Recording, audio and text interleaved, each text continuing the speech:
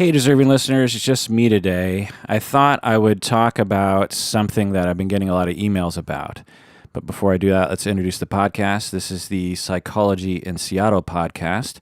I'm a licensed therapist, and I'm also a professor in a program in which we train therapists. In today's episode, I'm going to talk about a very sensitive topic regarding pedophilia and sexual abuse. And before I go into it, you should know that I'm not going to go into detail on any kind of abuse, so gauge your trigger warnings on that. But I will be, the whole episode, we're going to be talking essentially about pedophilia and the development of sexuality and that kind of thing. Also, you should know that this is not an expertise of mine, and that my knowledge in this area has come from my 20 plus years as a clinician and instructor in the broader field of therapy, of psychotherapy, and also I, as a podcaster over the last 9 years, have been responding to certain topics that are popular on the internet. And there's probably like a list of, 100 different kind of hot topics that are frequently discussed. And one of those 100 topics is sexuality and maybe more specifically pedophilia. And so I'm going to be talking about that. But just a couple caveats here. One is that child sexual abuse is wrong. It's morally wrong. It's harmful. Even if one says it's quote unquote consensual, it is very risky. It almost always is severely harmful to people. It could be argued it always harms kids. And as a therapist who has treated sexual abuse survivors for 20 plus years, I can tell you that I know the full breadth and depth of the damage, very real damage, I don't use that word lightly, that sexual abuse and child molestation does for people. It has lifelong negative consequences and therefore should never be engaged in. There's no reason for it, and it has, like I said, just long-lasting, at the very least, sexual confusion, and at the highest, people can kill themselves as a result of being victimized in this way, or they can perpetuate the cycle of abuse by abusing children themselves. And so it's a very serious topic. It's a very grave topic, and I just want to say that from the onset. As I go into this conversation, I'm going to, I have a lot of points I want to get across because there's just so many angles to this that have to be established before you can even get into the conversation as to whether or not pedophilia should be considered a sexual orientation. That question is so loaded that there are a lot of caveats that have to be made. And our society is just so backward when it comes to sexuality in general, and particularly backward when it comes to things like this, that there's just so many caveats, including caveats to the caveats that I'm doing right now. So, all right, so let me get into this topic. I've been getting a number of emails regarding the episode in which we talked about attachment to your sexual abuser. In that episode, we talked about how a listener or a patron wrote in and was talking about how she felt attachment. She felt close to the man who had sexually abused her. It was a neighbor, I believe, when she was 10 years old or something.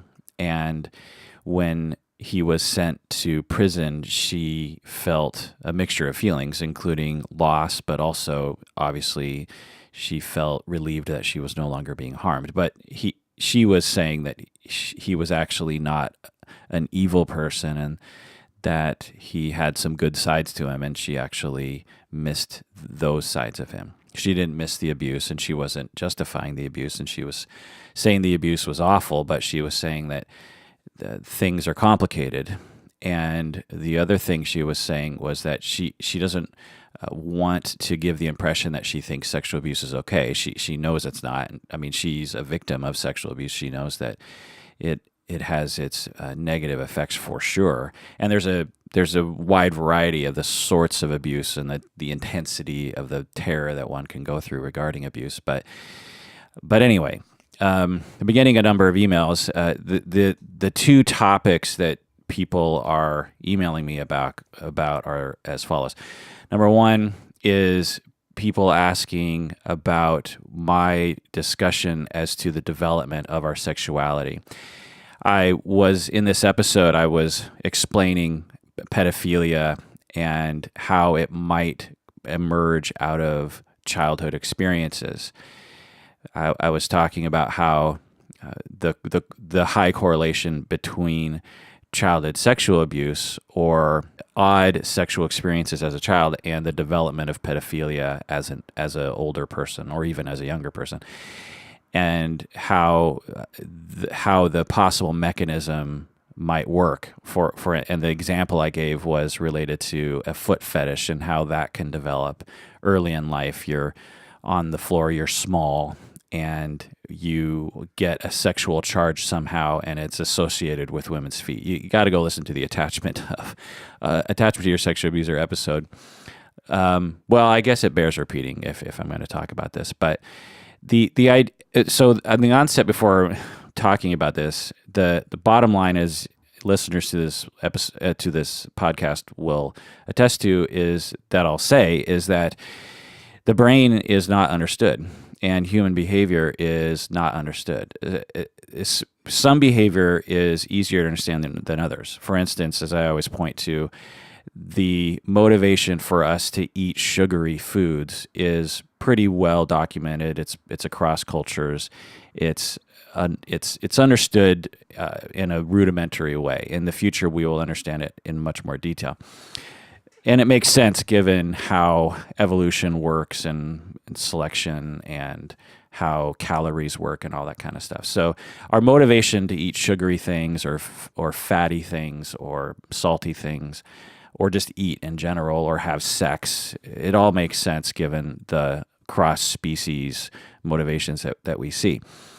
But when it comes to sexuality and particularly particular sexual motivations that individuals have, we don't understand that at all. There's some guesses and speculation and some biology that some people have found, but in general, the notion that we evolved to be motivated to have sex makes sense, right? Because all animals, or the vast majority of animals, have this, even plant life, have this prime directive of procreation. And so sex for humans is a part of procreation. And so it makes sense that we were born with this mental capacity toward wanting to have sex and having reward systems set up in our brain to have sex and all that kind of stuff. But when it comes to specific attraction, it's extremely varied across individuals. And the theory that I have heard and that sounds compelling to me and is and at least anecdotally matches up with things that I've seen, is that we have the metaphor I had was we're born with a canvas that's sort of painted in. There's some vague images on the painting, if you want to go with this metaphor.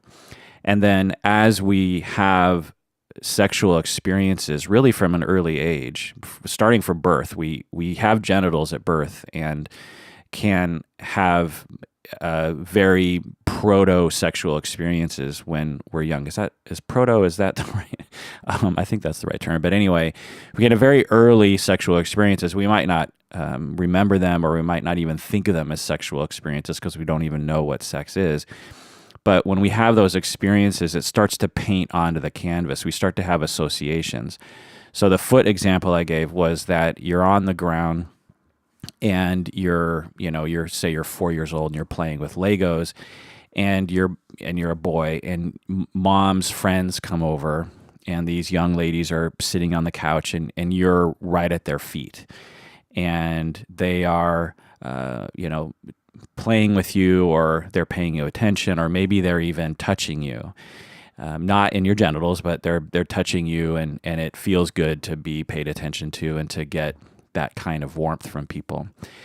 And then there's some kind of either the boy looks up the girl's skirt, or there's some kind of brush with the genitals, and maybe there's some horseplay, and there's some genital rubbing of some kind.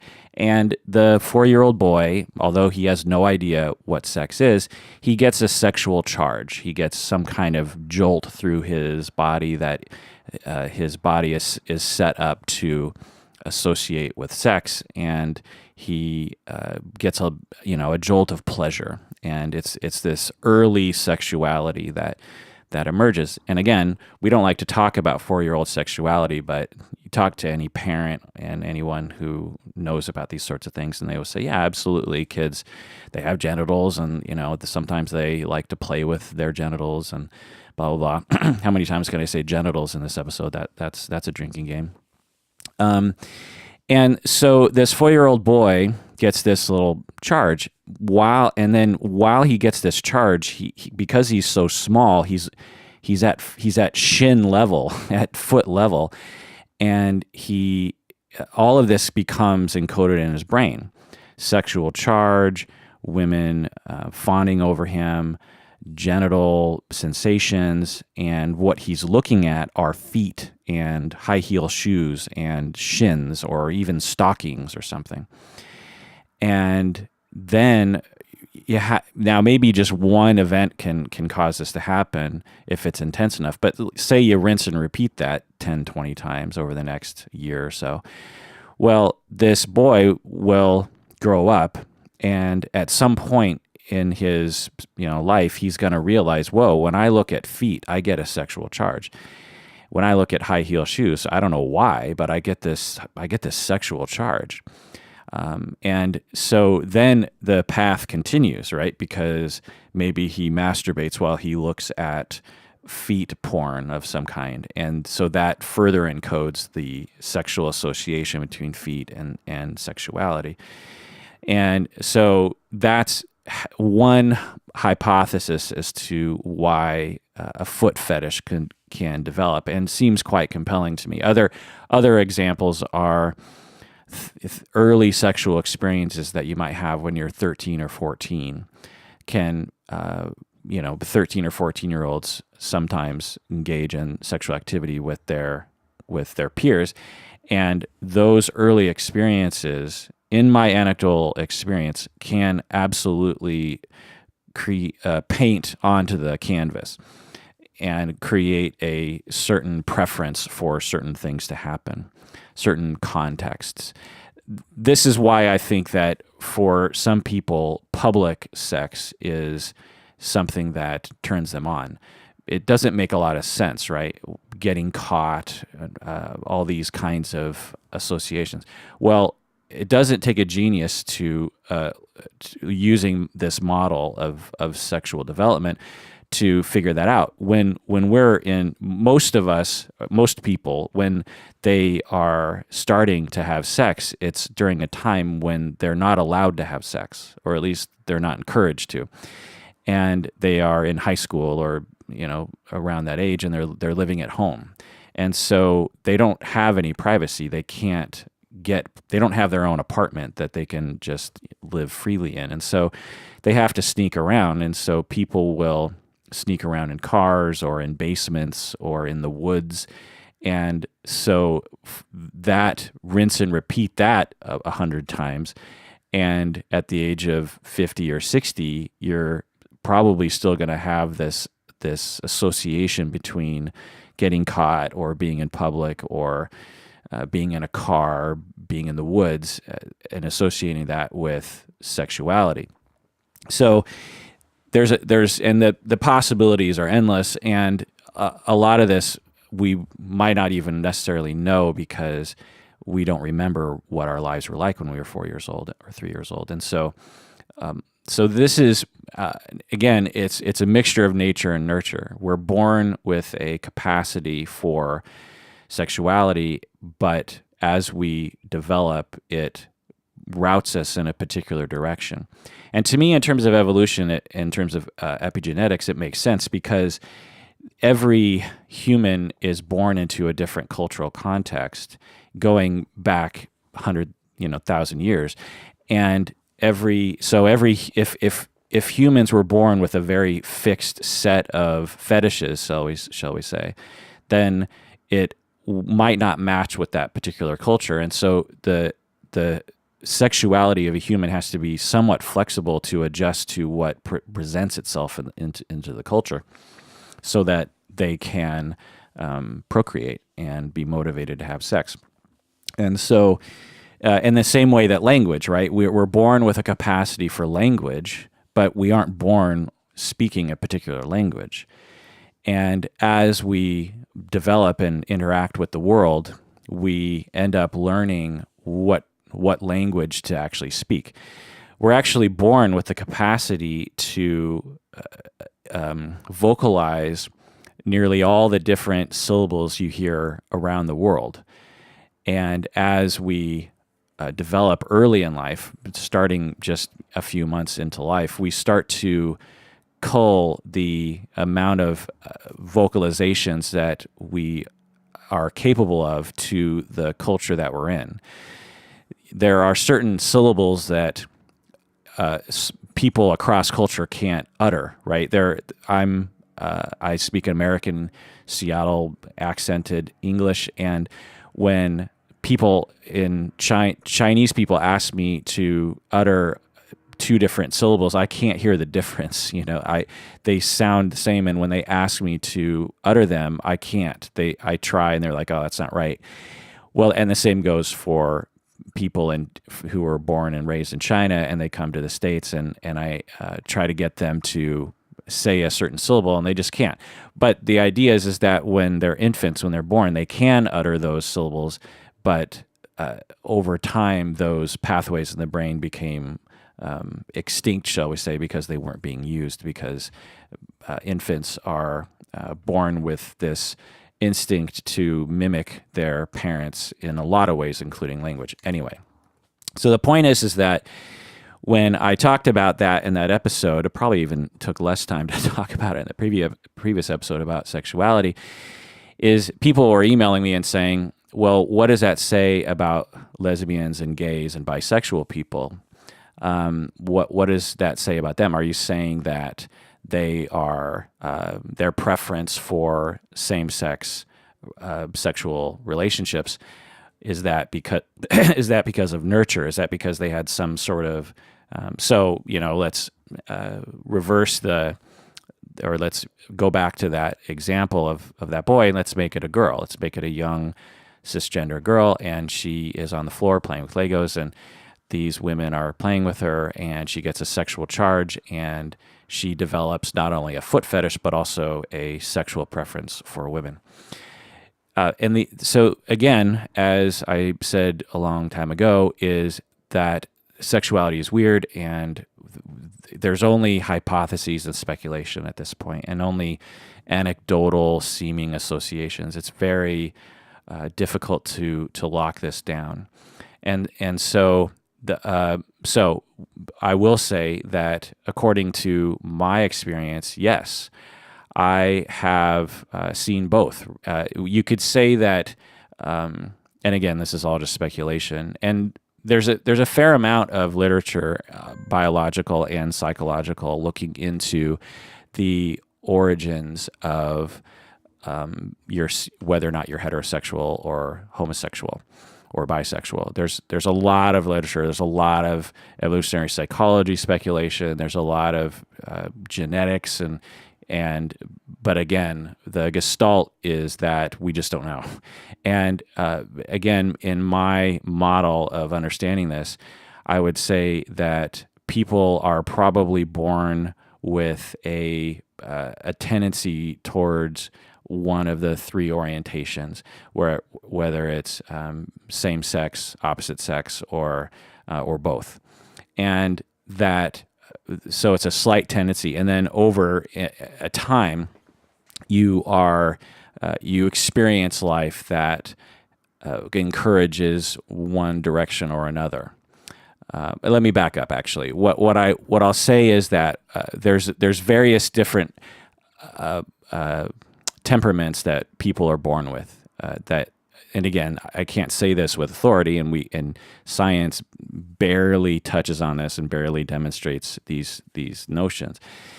But I would imagine that there are people who are born thoroughly hetero, and there are people who are born thoroughly gay, and there are people born thoroughly bi, and then there are other people who are born, with a slight leaning towards gay, or a slight leaning towards bi, or a slight leaning towards hetero.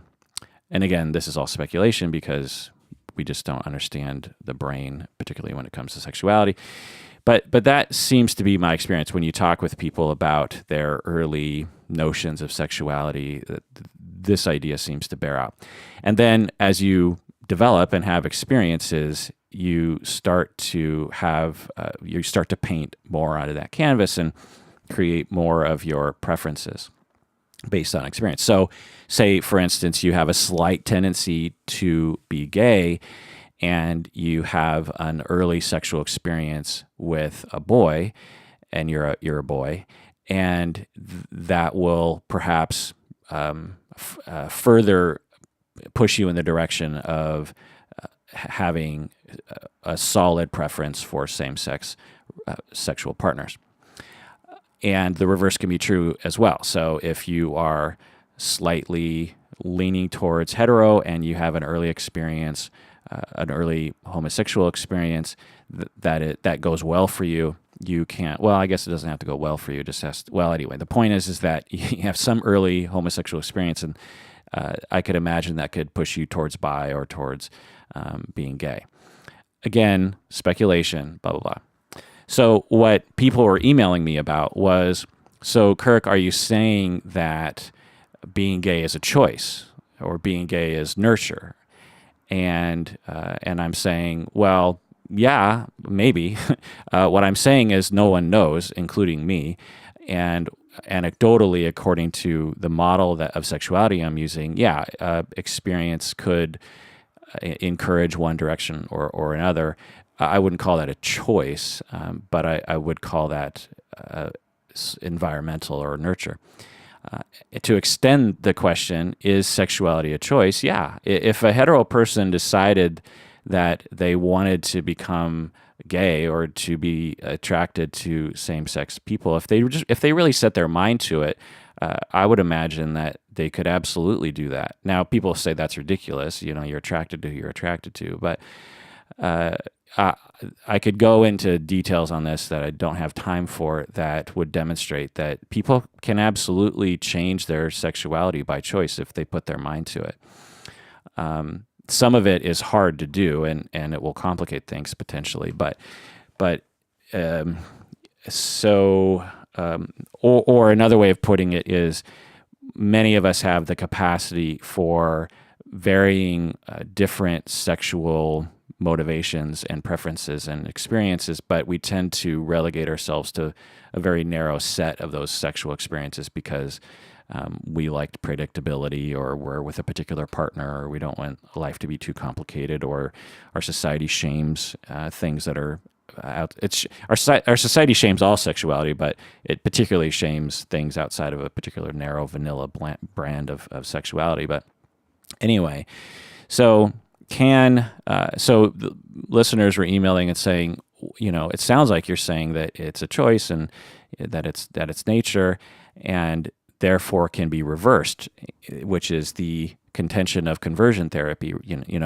Christian religion, well, I guess many religions around the world will try to change and convert someone from being gay to being hetero. And this is absolutely abhorrent. It's always been horrible. It's ridiculous. It's oppression in the highest degree. What's that movie? Someone actually sent me a clip from it. Because I'm a cheerleader, or but I'm a cheerleader. I forget that. It's a kind of a low budget movie about this camp that tries to convert teens to being straight, and it was way before its time. I think it was in the 90s or anyway. I remember watching that movie and just being like, wow, it's kind of fun. It's a kind of a fun coming of age movie, but anyway, and tragic in a lot of ways. And to my memory, I think it has the captain from Chips. If you're old enough to remember the TV show Chips with Ponch and John, the captain, the guy who was in charge of everyone, I think he's this bigoted a parent who comes to the camp and berates his daughter for being gay. Who sent me that clip? Anyway, so that's what conversion therapy people will say is being gay is a choice, and you can choose otherwise. God didn't make you gay, is what they'll say. God made you hetero, and something went wrong through trauma or through your own choice, and you became gay. And so let's heal you, or let's help you choose to be different. And of course, that's ridiculous on a number of levels. And so what people will do who are trying to help gay people is they will try to demonstrate that being gay or bi is something you're born with, and they will point to different studies that demonstrate that you're born gay or you're born bi, and so therefore God made you that way, and therefore religion shouldn't try to change that because that'd be going against God's will. And I've talked about this for years. What I say about that is, when you involve yourself in a ridiculous argument, you make yourself ridiculous. I understand the effort of trying to demonstrate that God, quote unquote, made you that way, but the science just isn't strong in that area. And it's really hard. Now, maybe 100 years from now, we'll have the science to demonstrate that absolutely you're born with 99% of your sexual preference. I don't know. But we do not have that science yet. And I doubt that that's what will occur. I imagine that genetics plays a role, but also your life experiences and really even your own choice can affect things.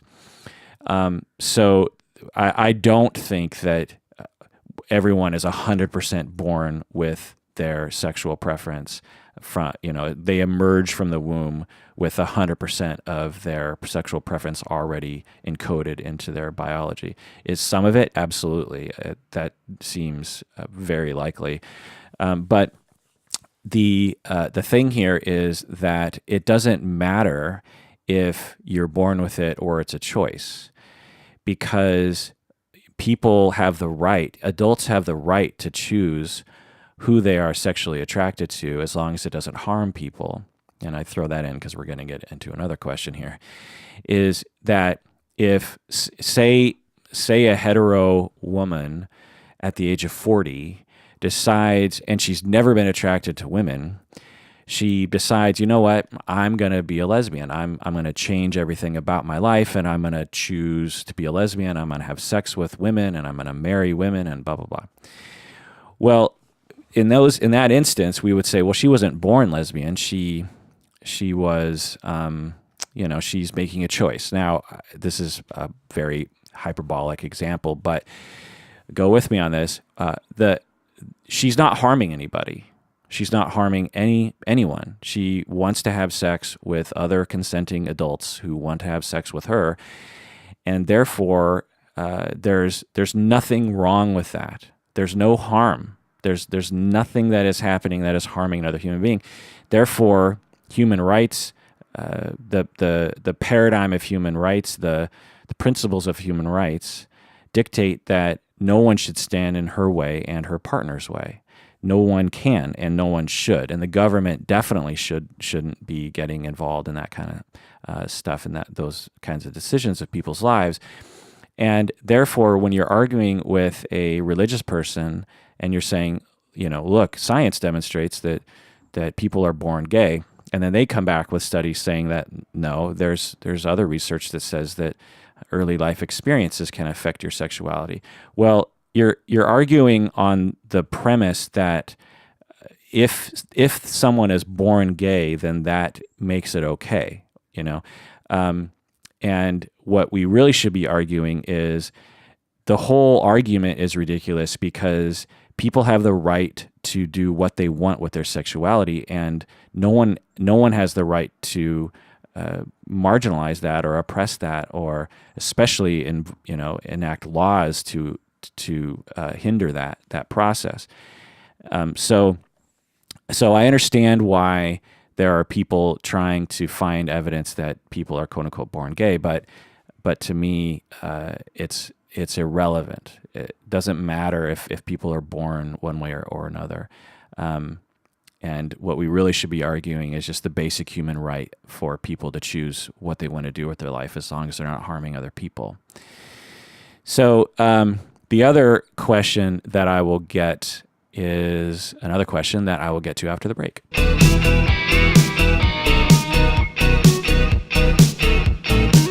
All right, we're back from the break.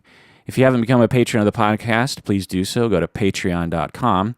When you become a patron, you get access to hundreds of premium episodes in which we do deep dives into various topics. And you also don't have to listen to ads. You might have to listen to this ad because this gets included. Sorry, patrons, for listening to this. Also, tell a friend or a colleague, particularly if they're in the field of psychology. Also, rate us on iTunes if you can. Also, $20 patrons get mugs. I'm actually holding one of our Psychology in Seattle mugs right now. Pretty rad. We have a number of $20 people. Also, join the Facebook fan group on Facebook, and also join and like us on Facebook. So join the Facebook fan group and like the official Psychology in Seattle page on Facebook, because you can play our Tuesday Tougher Bluff games. Okay, so the other question that I've been getting over emails after publishing the attachment to your sexual abuser episode is, can we consider being a pedophile, can we consider that a sexual orientation? Actually, there's a third email I got from another fellow who I won't name, but he was saying that I was confusing pedophilia with child molestation. And it's true. This isn't my expertise. And so in that episode, I was conflating pedophilia with child molestation. So let me explain. So pedophilia has been defined more recently as a preference for having sex with minors. And just because you want to have sex with children doesn't mean you actually do have sex with children. There are plenty of pedophiles, or plenty of people who have pedophilic tendencies who have never actually abused a child, never had sex with a child, never looked at it. You know, they know that they have that inclination, and they suppress it because they don't want to harm people. So pedophilia is the preference, and child molestation is the action. And there are people who molest children, as I talked about in that episode, who aren't pedophilia, who aren't pedophiles. There are people who are sadistic in general, and they just want to harm people, and therefore they will abuse children. So I have to make that distinction, and in that episode, I wasn't making that distinction. I was, although I did talk about that notion that there are plenty of people who are attracted to children who don't have sex with children because they don't want to harm people. I talked in detail about that. But when I used the word pedophile, I was basically conflating that with, automatically that meant that that person actually was abusing children. And so the language I'm learning, and the language is, you have pedophiles who have a preference, and you have people who molest children, and then there's a Venn diagram where there are some pedophiles who actually abuse children, and there are some people who abuse children who aren't pedophiles, and there are some pedophiles who don't abuse children. So does that make sense? Okay. So the other email that I've been getting is there's a lot of internet weirdness right now around calling pedophilia a sexual orientation. And there are people trying to get it included in the LGBTQIA letter club, shall we say. So I don't know if they're saying this, but they might be wanting LGBTQIAP for pedophile or something. And there's obviously a lot of controversy around this. And so there are two kinds of people that I have seen who make this argument. There are people that I agree with, and there are people that I don't agree with. Okay, so let me start with the people I don't agree with. The people I don't agree with who are trying to make pedophilia a sexual orientation is they are trying to normalize it, and they're trying to make it okay. They're trying to associate pedophilia, they're trying to normalize the preference for having sex with children. They're trying to say, look, it's just another sexual orientation, and I shouldn't be marginalized, and I shouldn't be oppressed just because I want to have. It'd be the same as someone saying, I want to have. They're conflating it with, well, there was a time when we used to marginalize and illegalize gay people, and then over time we learned that that was okay, and so there's a certain group of pedophiles that are like, look, we want to be accepted too. We want our preferences to be accepted too, and by extension, they're basically saying they want to be allowed to have sex with kids. They're not directly saying that. Well, some actually are directly saying that. Some are absolutely saying that. And some are saying things like, and there's various different kinds of pedophiles, right? That you have pedophiles who are attracted to infants. You have pedophiles who are attracted to, say, 6-year-olds. You have pedophiles who are attracted to 11-year-olds, and so on. And so they're trying to normalize and potentially justify their abusive behavior. Because one, they have elaborate defenses about their behavior. Whenever you engage in behavior that is harmful to other people, we have a tendency to justify it in our mind. Let's just come up with an example. Say you're in a parking lot and you back up. You're backing up your car and you accidentally ding another car. Well, we all have a tendency to say like, oh, well, that car was in the wrong place, or the sun was in my eyes, or the ding isn't that bad, or that car is old, and so it probably doesn't matter, and I could probably drive away, and it's not a big deal. Actually, I did something like this when I was younger. I was, 20, and playing softball in college, and I hit a foul ball, and we were playing in the middle of Seattle, and there were cars. It's just like a city block, and when you hit a foul ball, it just went across the street and would hit people's houses or would hit cars, and my foul ball went straight through someone's windshield of their car and broke the windshield. And I remember it was like this Cadillac or LTD, one of those big boat cars. And I don't think I've ever confessed this before. I was 20 years old and dirt poor. I was just a dirt poor college student. I remember I would have a $5 bill in my wallet, and I'd be like, how can I make this last me for 2 months? I mean, I'm exaggerating a little bit, but it was pretty bad, I just had no money. I had very strange jobs to like scrape by minimum wage, which was, I think, just like $6 an hour back then or something. And when I broke whoever owned this car, when I broke their windshield, I had a mixture of feelings, because on one hand I was like, well, you just broke the windshield, you have to replace it. And that's just the way that it is. But on the other hand, I'm like, but we were just playing softball and I hit a foul ball. Like, how I didn't know that it could go over the fence. Why do they have a softball field without higher fences, and why are there cars parked over here, and what bad luck that I would hit that. And I'm thinking about the expense. I think especially a Cadillac windshield's probably, I don't know, at least $200-$300, maybe more. And I, sat there just staring at this thing while my friends were like, okay, let's get back to the game. And I'm just like, what do I do? And I took the low road. I wrote a note on a piece of paper and I put it on the windshield, and I said, I'm terribly sorry for breaking your windshield, but I'm a poor student and I can't afford to replace it. I'm terribly sorry. I hope your insurance covers this," or something like that. And I just walked away. And that is awful. That is a terrible act. But I justified it in my mind through elaborate defenses saying like, well, they have a car, they have a Cadillac, they're probably rich, or well, they shouldn't have parked across the street from a ball field, or just all these defenses. And I walked away from that experience a little guilty, but not as guilty as I feel now without the defenses, right?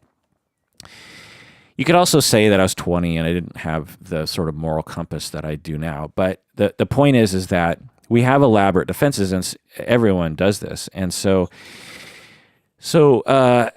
now, if you're out there and you're that caddy owner, please, by all means, email me. I'd be happy to replace your with interest. I'm terribly sorry about that. It's awful.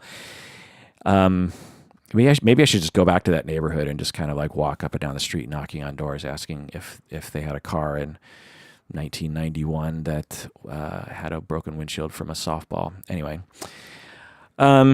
so when pedophiles are they have a deep, strong desire for their sexual preference, and they are attaching that sexual preference to children, they will engage in elaborate defenses to protect themselves from the notion that they are harming other human beings, because most people don't want to think of themselves as abusive or harmful to other human beings or evil or anything like that. And so they'll come up with very elaborate defenses like, well, some 11-year-olds are already thinking about sex, and some 10-year-olds fantasize about having sex with older people. So what's the problem? As long as it's not harmful to them, it's consensual, blah blah blah. So they'll have these defenses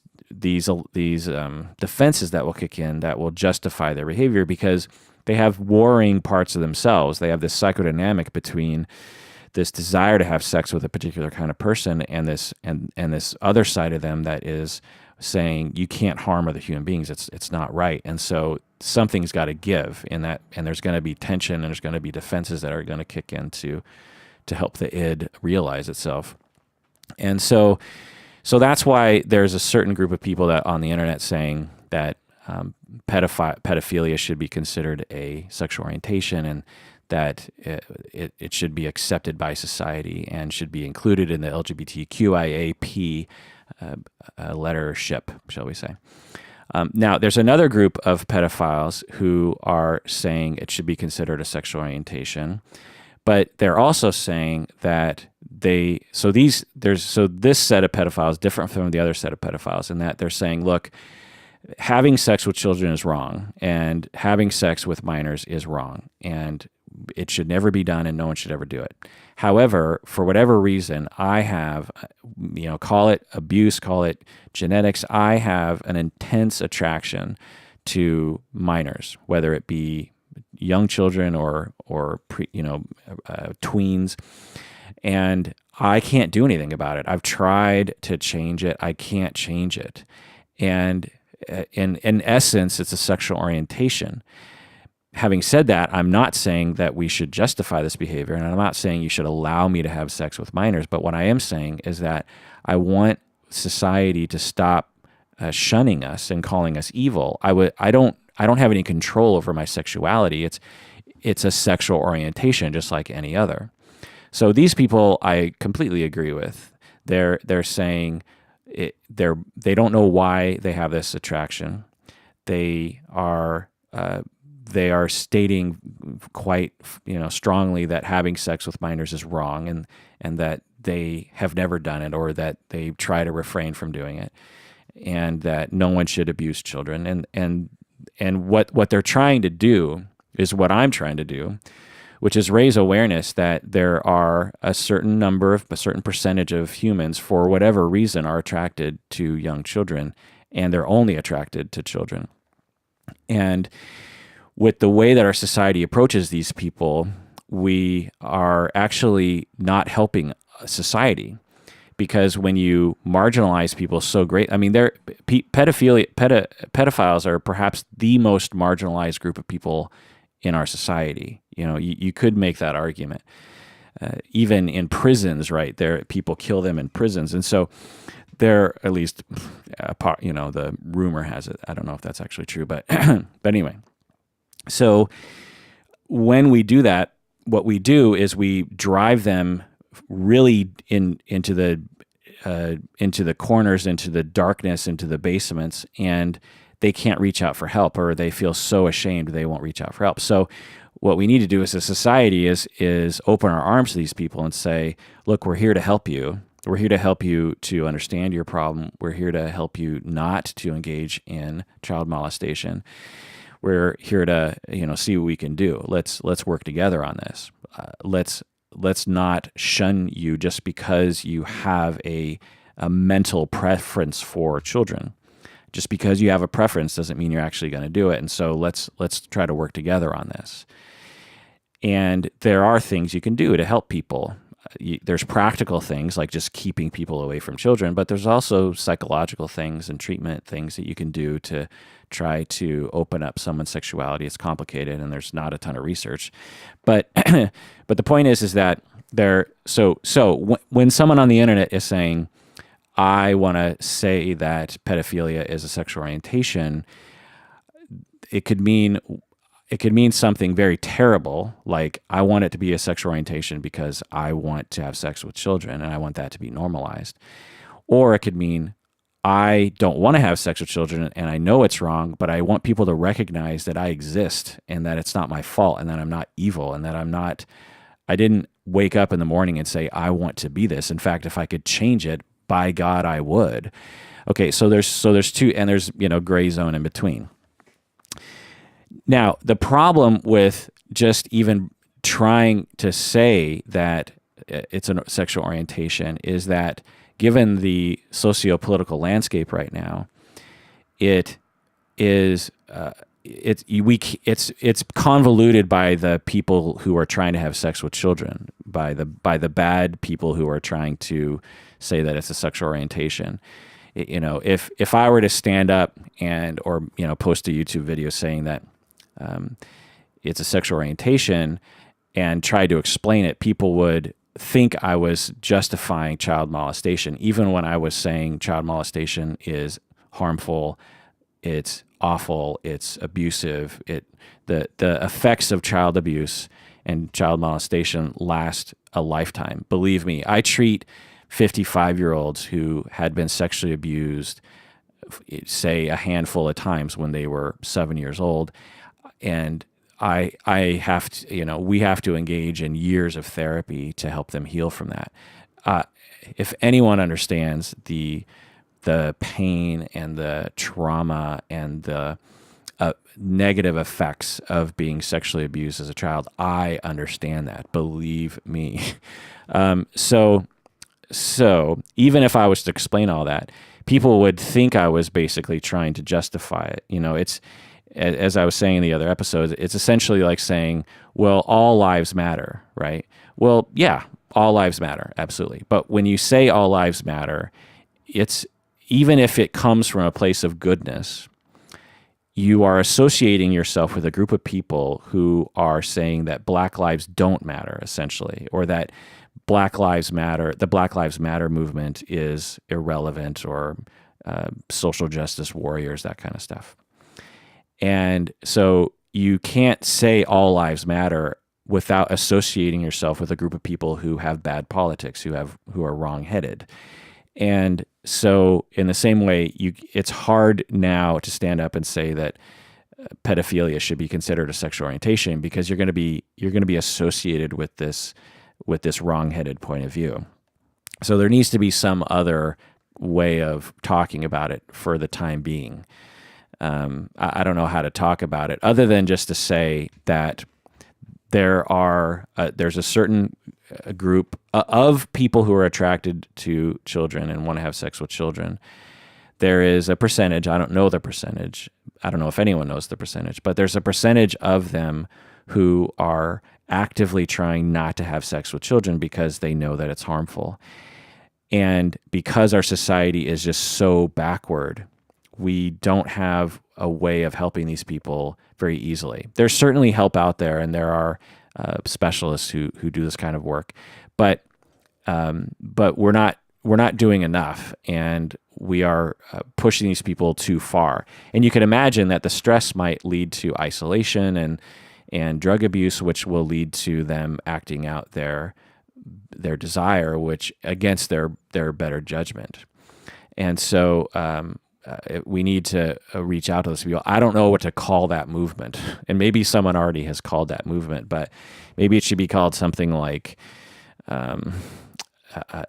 abstinent pedophiles, the pedophilia abstinent movement or something. Maybe there already is a term for that. Maybe I'll Google that in a second. But the point is that whenever we talk about pedophilia being considered a sexual orientation, it's associated with the wrong-headed people, and so we just can't do that yet. But we need to do something, and there needs to be some kind of movement, some kind of education program around this. I can't imagine this thing moving forward very quickly, because it took us forever to get to the place where we are now regarding LGBT people. We're now trying to tackle transgender and getting some movement regarding that, and there's such resistance to LGBTQIA awareness and legal precedents, and there's just so much resistance in our society. We're progressing, we're getting somewhere. But imagine if we tried to tackle abstinent pedophiles. Imagine that one. Imagine trying to push forward a understanding of that. That I can't imagine is going to happen anytime soon, given the way people react, and frankly, given the way that people have been traumatized. There's a lot of people who have been sexually traumatized, just so many. Research has looked into this a lot. Something like a third of all women and a fifth of all men have experienced some form of sexual abuse in their life, and a percentage of them have experienced extreme abuse, and it's extremely common. It's one of those underground things that, in a sense, I kind of wish that we could erase the shame and have everyone just wear like a ribbon to indicate that they have been assaulted in some way. And so we could look around and see like, oh, half of the world has been sexually assaulted in some way. And therefore, one, it's normal and people shouldn't feel ashamed of themselves for being a victim. But two, God damn, we need to do something about this. What is wrong with our society that we aren't trying to help the perpetrators prior to them abusing people, and trying to help victims, before they become victims, understand how to protect themselves? I mean, we do a little bit. It's not like we don't do things, but clearly we're failing at that because it's continuing. And that's the other thing I just want to point out is, like, again, it's hard to lock this down, but according to research and my own estimation on anecdotes, is sexual abuse isn't declining. That we're still seeing maybe a little decline over the last 20, 30 years or something, but my guess is it's not much. And so we're clearly failing as a society when it comes to that. Now, I don't know the research. Maybe someone could email me and say, actually, Kirk, it's clearly demonstrated it's been reduced to 5% of what it used to be. I don't know. I highly doubt that. But the point is that we need to do something, and I can't imagine that that's going to happen anytime soon. It's with the way people react. I just can't imagine that. All right. Well, I was going to go into talking about a number of emails, but I ended up just talking about one particular area of emails. And so let's just adjourn there. Again, please become a patron of the podcast by going to patreon.com.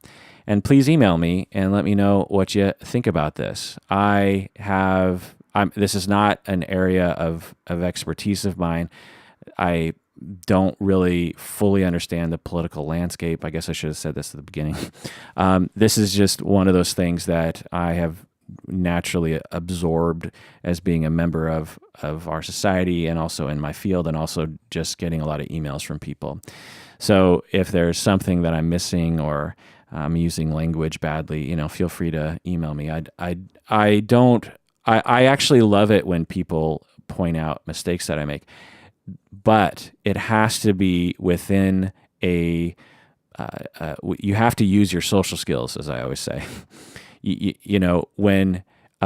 When your friend is giving a speech at an awards ceremony and for a half an hour and they make one tiny mistake, when your friend walks off the stage, you don't go, "You made a mistake. How could you make that mistake?" You don't say that, right? You're like, "Hey, love the speech. I love this part. In fact, I like a lot of your speeches. You had a great energy. I just wanted to point out this tiny little thing this detail you got wrong." So now I'm exaggerating to some point, but I would say 95% of the corrections I get on the internet, particularly on YouTube, are within a communication that is just flat out abusive and comes across as a troll. Even though sometimes I'm like, "Oh, I think they have a point there," but there's such dicks about it that I don't regard it. I've been podcasting for 9 years. I've received tens of thousands, hundreds of thousands of troll types and these kinds of messages that I have a self-protective practice of just ignoring stuff like that, because if I let all that kind of stuff in, as I did in the beginning of making this podcast, I would cry myself to sleep every night. And so to protect my sanity, I scan people's comments for abuse, and if they're abusive, I don't read them. And so now most of my listeners, at least the dedicated ones and particularly the patrons, are extremely nice people and absolutely have wonderful social skills and are probably too nice to me in some ways. And so anyway, so if you have something to say, by all means, let me know. You can email me at contact@psychologyinseattle.com, or you can go to psychologyinseattle.com and fill out the contact us form. You can also comment on YouTube and that kind of thing. All right, that does it for that long episode of Psychology in Seattle. Thanks for joining me out there. Please take care of yourself, because you deserve it. You really do.